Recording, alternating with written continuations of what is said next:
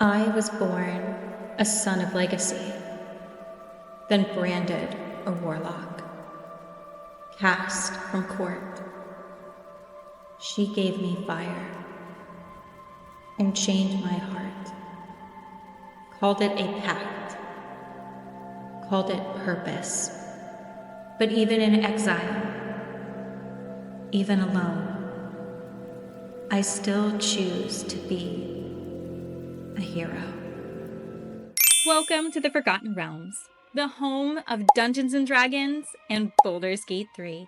Today we'll be discussing a character arc that is too often overlooked and dismissed as flat, when the truth is far more painful and far more personal. Wyll Ravengard didn't just make a deal with a devil. He was manipulated into it as a child. And for years after, Mizora didn't just claim his soul.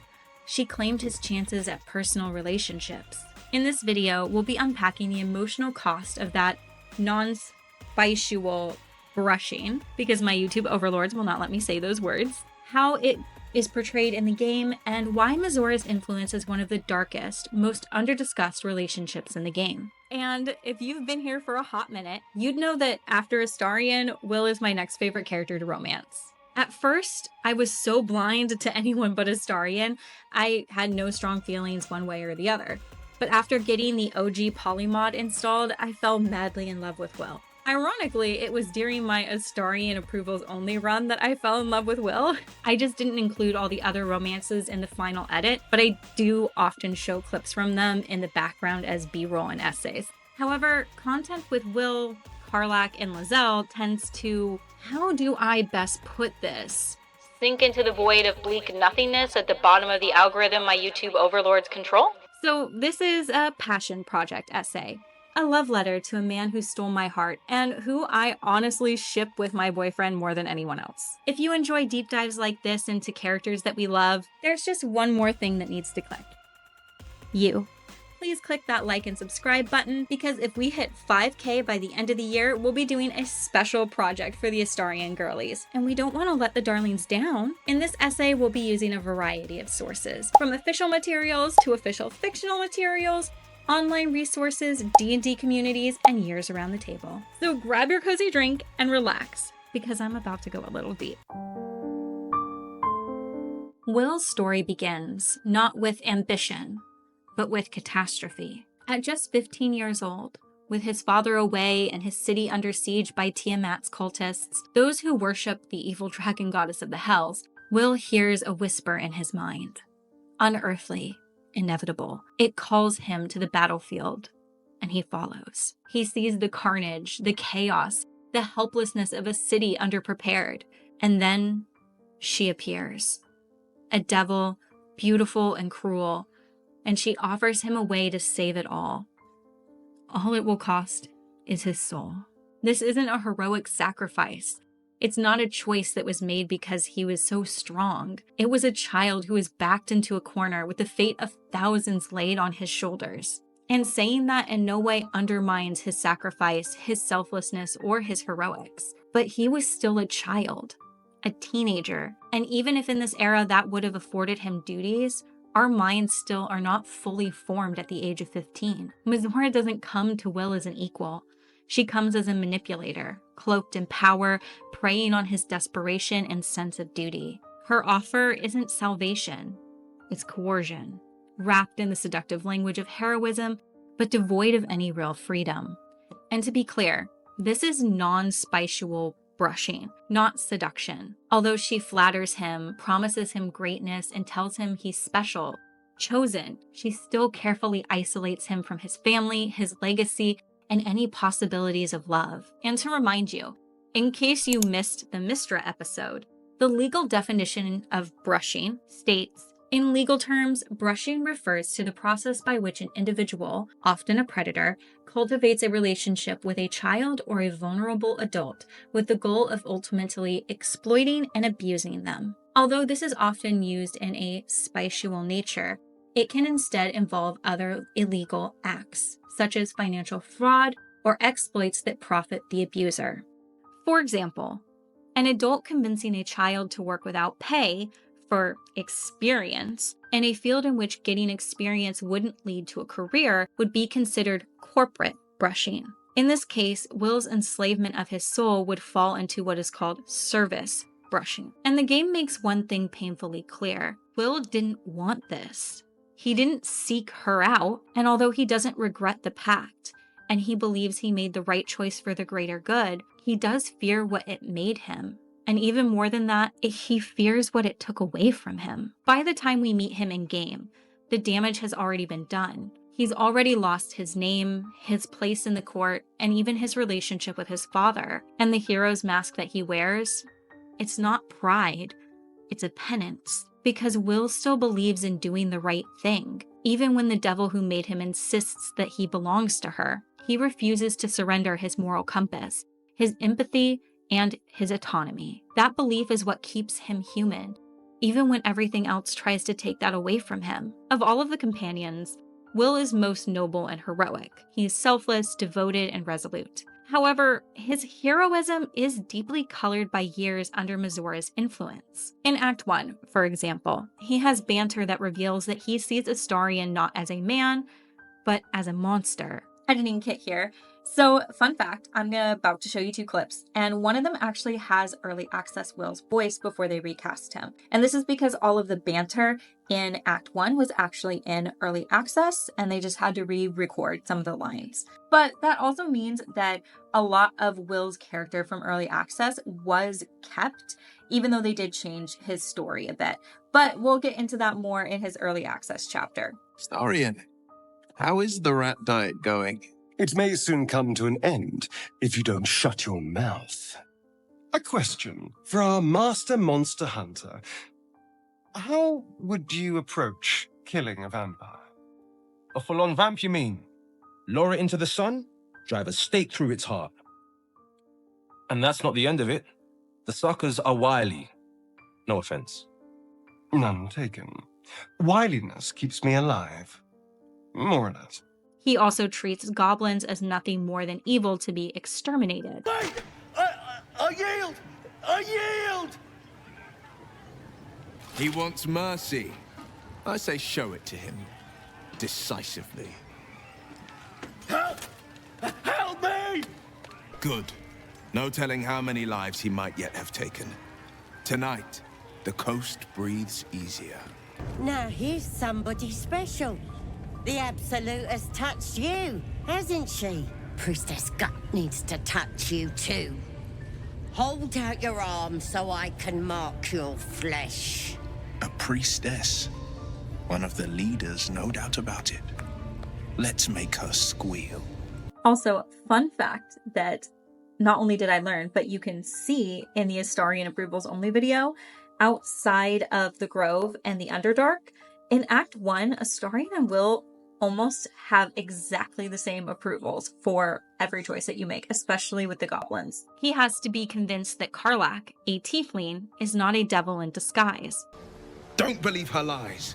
Wyll sees the world in black and white, good beings and evil beings, with very little space for morally gray characters. While characters like Gale or Karlach might see nuance, but Wyll clings to the binary moral framework, forged in the fires of his trauma and his infernal coercion.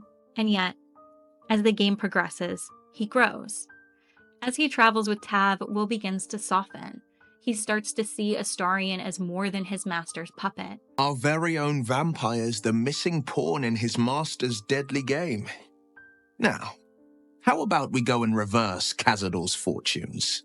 He sacrifices his humanoid appearance to save Karlach. He even considers giving up his freedom, perhaps permanently, to save his father. These acts aren't just noble, they're transformative. They show us a man learning to define heroism not as duty to power, but as compassion, nuance, and choice. To understand the full weight of Mizora's manipulation, we need to talk about who Wyll was before the final game. In early access, Wyll's backstory was different. His entire village had been razed, rather than Baldur's Gate being in danger. His warband butchered a village and gouged out my eye. He deserved no mercy. I will find Spike and I will have my vengeance. The gods be damned. I will rip you to shreds!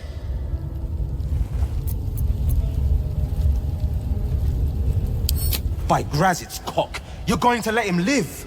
Fine. The next kid he kills isn't on me, it's on you. He wasn't a noble sacrificing for a kingdom. He was a boy lashing out from grief, hatred, and the desperate need to feel powerful. I know you've got questions, but let me ask you one first. You ever want something so bad, you'd stop at nothing to get it? I told you how Spike torched the village and yanked out my eye.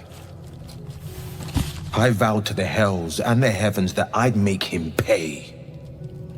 But that wasn't the whole story. A woman rose from the town's ashes. My soul shivered as soon as her lips touched my ears. She promised I'd have my revenge. Mizora would forge me into a hero. I'd have the power to slay my every enemy, save their every victim.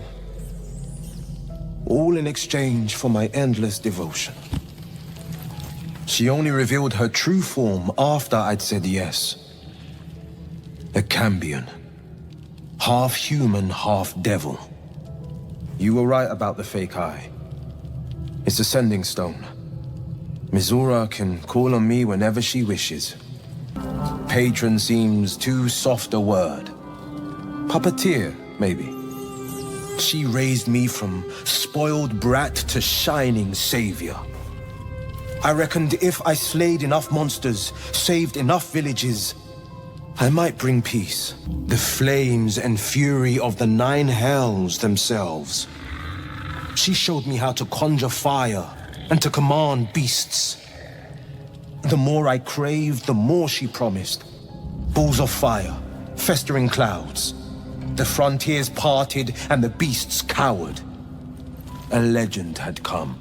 I didn't at first, but then I came to know its true cost.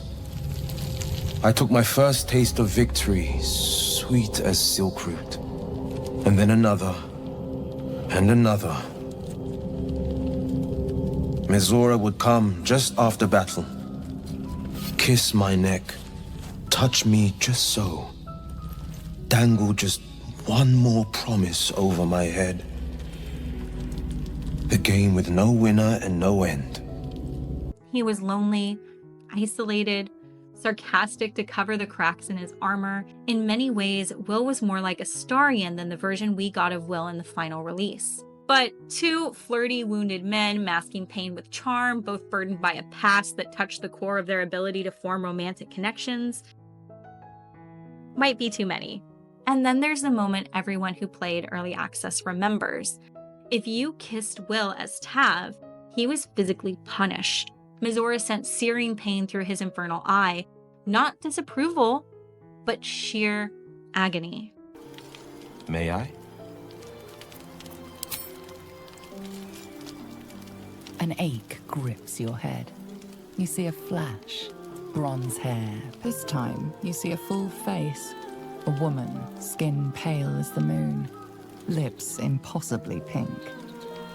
But then, she changes. Pale skin turned to red, horns push through her hair. Her smile cuts through your desire like a blade. Damn it!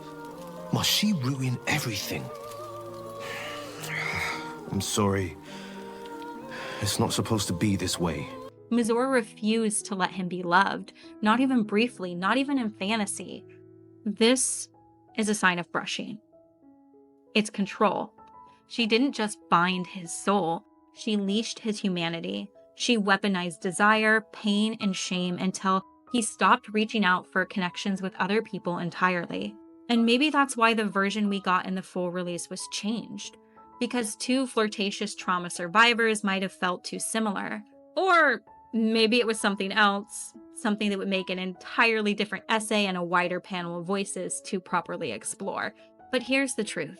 In the gaming world, like all media, still wrestles with systemic biases. And even the most inclusive companies can fall prey to ideologies baked so deeply into our foundations that we don't see them clearly until the final product is already shipped. Mizora doesn't need a blade when she already has a voice. From the moment she enters the game, her power is not just in her magic and her contract. It's in the way that she speaks to Wyll. Condescending, playful, mocking, like a parent playing house with their favorite toy. Wyll, you've been naughty. My pet's been unruly, and his leash needs a yank. Her dialogue is soaked in patronization. She calls him her good boy, jokes about his obedience, and undermines every serious moment of decision-making he tries to make. It's not just villainous flavor. It's psychological warfare. A performance of power that leaves Wyll in a constant state of second-guessing himself. This is the language of control, of brushing, and of abuse. Because every time Wyll tries to assert agency, Mizora is there. Not with a shout, but with a smile. She doesn't need to restrain him physically. She's already taught him that love comes with pain, that obedience brings safety, and that even the smallest rebellion will be punished. Her real power is in the leash that he believes is still around his neck. She punishes him for not killing Karlach, stripping away his humanoid form and making him a devil. It's cruel, calculated, and only possible because she knows how deeply he values his autonomy and his appearance. Wyll sees devils as evil, irredeemable beings, so becoming one strikes at the very identity he holds as a hero. It also means the people he longs to save may never trust him again. And while Mizora could have killed him, or claimed his soul, or transformed him into a Gr00mer, as outlined in the infernal punishment clauses, she didn't. She chose this specific torment because it spared him just enough, because she values what she gains from his continued obedience. But if you do kill Karlach, Mizora reveals the truth only after the fact. I'm Wyll's patron, the fount of his power. Your warlock friend is my puppy. And he's been a very good boy. I say fetch, and he'll fetch. I say kill a fugitive tiefling, and... well, I don't need to tell you. You said devils only. She was a tiefling, not a monster. Clause G, Section 9. Target shall be limited to the infernal, the demonic, the heartless, and the soulless. Cheer up, Buttercup. Karlach had no heart. You did the world a favor. Wyll learns too late that Karlach wasn't the monster he was told she was, and Mizora lets him sit with that guilt, offering no comfort, no absolution. He mourns Karlach for the rest of the game. Damn it all. What have I done?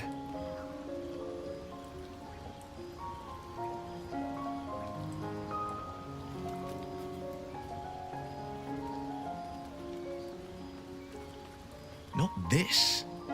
Not Zariel's victims, not innocent tieflings. Karlach showed us the truth, and I refuse to see it. We've saved the grove, and everyone hails us as heroes. For you, it's as clear as cool water. You have that heroism within you. But Karlach is dead, and gods know how many other of my victims were people like her. I shouldn't be celebrated tonight. That's why I left. That's not control. That's cruelty for pleasure's sake. In Act 2, we see Mizora trick the party into saving her. Playtime's over, pet. Oh, I love this time of year. The dickheads start popping up wherever you look. What do you want, Mizora? Drop the attitude and perk up your ears. You've got a new mission. The only way to free Wyll from his pact is to intervene on his behalf. She never offers consent or clarity to him, only manipulation and implication. While in Act 3, she escalates, offering to spare Wyll's father if he agrees to a forever binding pact. She frames it as heroism, but for her, it's a contract forged in fear. It's one final play to shackle him in service. Enough, Mizora. Where is my father? How do I save him? How else? We bargain.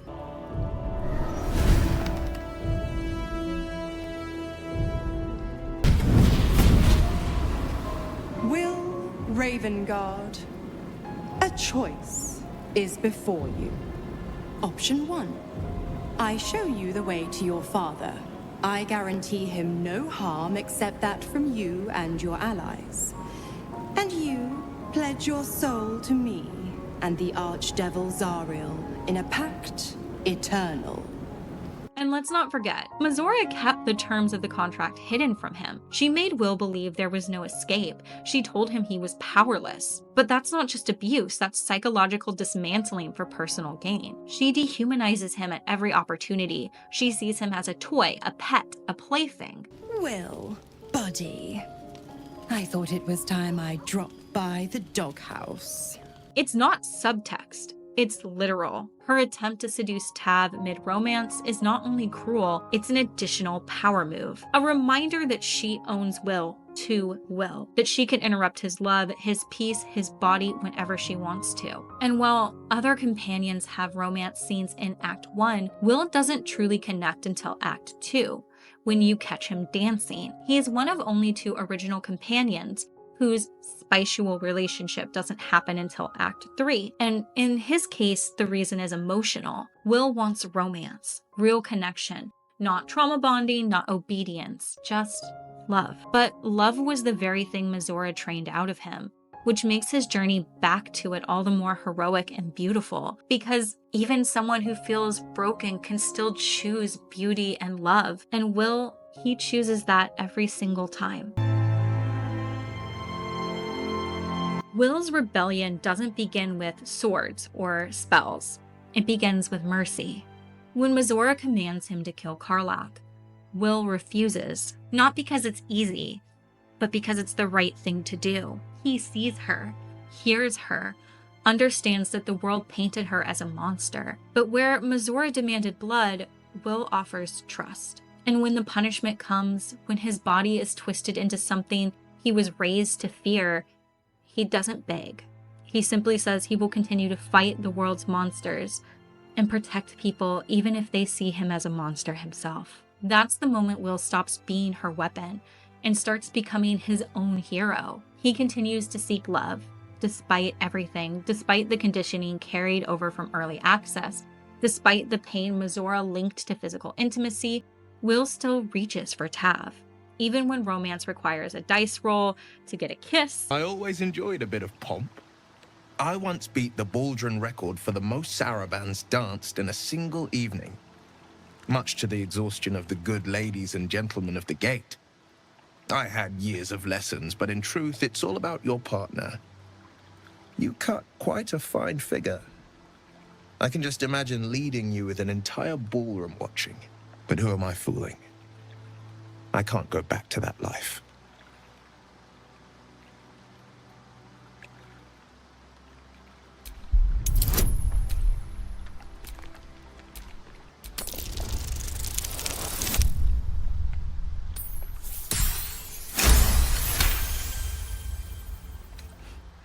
You drive a hard bargain, but just the one.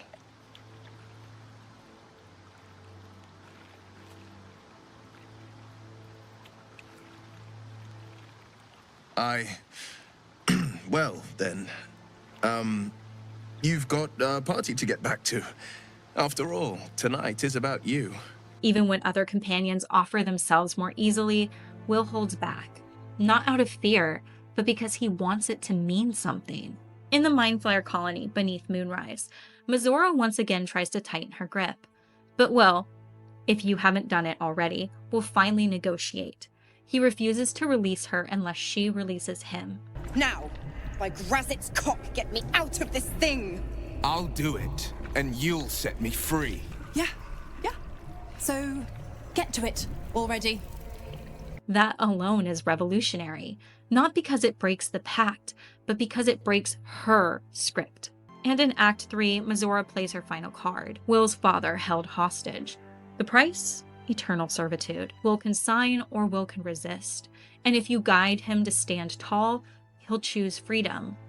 But Wyll doesn't stop there. In the Blade of Avernus ending, he doesn't just escape Mizora, he follows her. He walks willingly back into the Hells to fight, not for revenge, but for justice, for every soul Mizora and other devils have claimed like his, for Karlach, whose life he vows to protect with his last breath, for the boy that he used to be and never will get to be. And in the epilogue, if you didn't romance him, nor did you romance Karlach, and he went with her to the Hells, he ends up with her.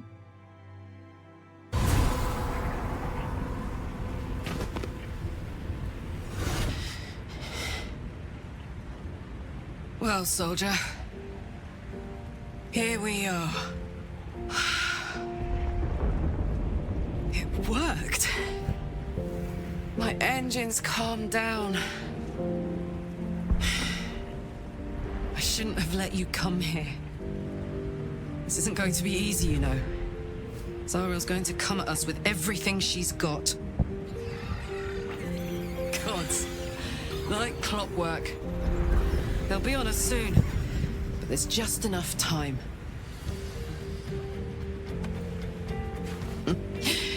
Thought I was done with these.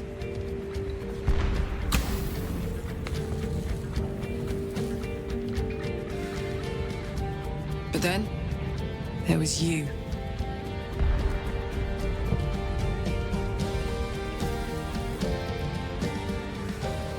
Imps are fast, but careless. Don't let them tire you out, just get rid of them. And don't forget, you asked for this. Better let these fuckers know I'm back. And this time, I'm not alone.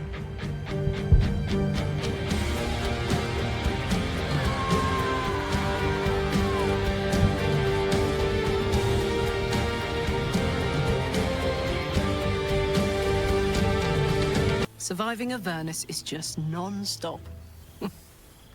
Still, having him there has been incredible. You really can get through anything with someone you love at your side. The very person he refused to kill, the very person who was the spark of rebellion that helped him fight back against his oppressor. That isn't just character growth. That is a fucking middle finger to Mizora from a man that she could never break. And this chapter begins with a trigger warning. Trigger warning, if you're a Gale girly, this chapter might upset you. You have been warned. As well, we are going to be talking about brushing in a little bit more detail here. In fandom circles, Mystra has earned the moniker of a brusher because people criticize her relationship with Gale as brushing, manipulative, and emotionally exploitative. But while Mystra absolutely abuses her divine power and treats Gale as disposable, she did not brush him. And we did a whole video where the last chapter was about that specific topic. Gale is an adult, and he was an adult when he met her by literal canonical dates. The relationship is toxic and imbalanced, no question, but it wasn't predatory towards a minor, and it wasn't predatory towards an adult at risk because Gale is not one. Mizora, on the other hand, is a brusher. And that's not metaphorical, I'm talking in that legal definition we went over earlier. She meets Wyll when he is 15, a child, a grieving, idealistic, vulnerable child. She offers him power when he's alone, scared, and desperate. She punishes him when he shows love. She isolates him from healthy connections and his family. She hides the terms of the contract so he feels indebted to her, and she rewrites his sense of self until he believes that he is always hers. And that isn't devilish charm. That is the definition of brushing a minor. She uses every tactic in the abuser's playbook. Flattery, fear, punishment, secrecy. She breaks him down so that her influence becomes the only constant in his life. She teaches him that intimacy is dangerous and that his only value is in obedience to her. Then she wraps it all up in flirtation so the audience, like Wyll, second guess how bad it might actually be. So why does the fandom rage against Mystra but meme Wyll and Mizora? Why is Gale's trauma centered, but Wyll's dismissed as just unimportant? Yes, part of it is visibility. Gale tells us that he was hurt. Well, Wyll couldn't tell us he was hurt. At least not until Act 2, when the contract finally loosens enough for him to speak. His silence wasn't a narrative gap. It was enforced. It was written into the very nature of his abuse and his contract. But Another part of it is how people view Wyll. There are some people who just don't like him, and there are some people who say it's because his story is short, while others might call him boring because he's so sweet. And for others, unfortunately, whether they'll admit it or not, it is the color of his skin. And yes, that's hard to say, but it's true. There's even a mod out there that exists solely to turn Wyll white, just like there's one that makes all of the gay NPCs change their gender so that they're all straight. And no, I will not be linking either of those mods or sharing their names. I would rather vomit in my mouth, because those mods, they aren't harmless. They are loud echoes of systemic erasure, of discomfort with blackness, of discomfort with queerness, and of a refusal to let fantasy be inclusive, and I want no part of that. Now, I know our personal community here, you darlings are mostly Astarion fans, so I assume that if you dislike Wyll, it's probably because of how he treats Astarion in Act 1, which is a fair reason to dislike someone. And we've worked hard here to foster a space that honors nuance, change, growth, and the need to be seen. While we've also built a community among ourselves on this channel that is intentionally inclusive and diverse, because everyone deserves to be included in these conversations. But unfortunately, not every corner of the Baldur's Gate 3 fandom is that kind. So if you've never played Wyll's Romance, maybe it's time. Even if it means you gotta grab that poly mod so that you don't have to give up your vampire boyfriend, try it. See him, let him surprise you. It reminds me of like a Regency romance. I'm thinking like Bridgerton kind of vibes. And I say this because once upon a time, I disliked a different companion a lot, and I was very vocal about it until someone encouraged me to give their romance a real shot. I just didn't know their story yet, and I also needed to do some deep introspection as a woman. Wyll's story, it's worth knowing. So let's not erase it, and let's also not excuse what was done to him. Let's call Mizora what she is, a predator and a non-spicial brusher. And before you go, a girlie gotta pay her bills. JK, not really, but on book sales I make about enough to buy a cup of coffee or a bag of coffee, depending on the month. But I love coffee. Give me more of the devil's bean juice. And this month, I have been deeply influenced by book talk, and it sent me into a spiral of the world of Mafia romances. And as a little treat, both to you and myself, I decided to write my own spicy version. With a twist. I made him into a demon. Not just any demon, a Mafia boss in a world where the paranormal, or kin, run the underworld of crime. It's called The Demon Dawn's Wedding Night, and it is 99.9% spice, so adults only, please. If that sounds like your brand of chaos, keep an eye out. It's dark, steamy, and entirely unholy in the very best way. And thank you for being here today, because writing and gaming, they're my passions. And with subscribers like you, I get to share those passions. I swear to God, editing is the part that is the hardest because I'm so easily distracted by everything in the world. Always. You think you was very far behind. But I must try. Get your heads down out of your mind. And this is why I need more caffeine, so I can calm the down.